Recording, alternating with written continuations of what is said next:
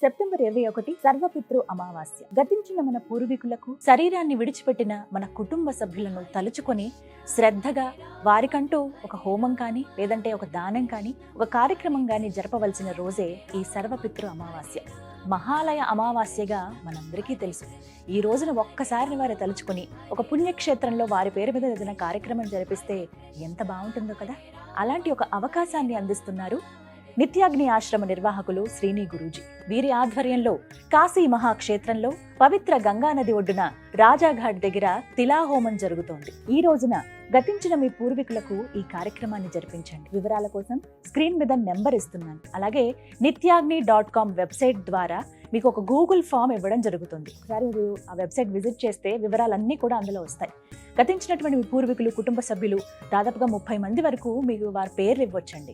వారందరి పేర్లు, గోత్రం కూడా రాసి కరెక్ట్గా మీరు ఉండి ఈ కార్యక్రమం జరిపించవచ్చు.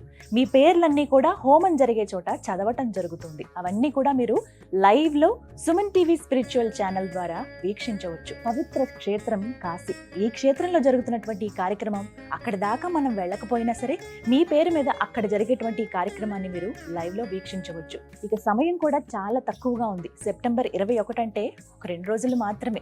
ఇక ఆలస్యం ఎందుకు?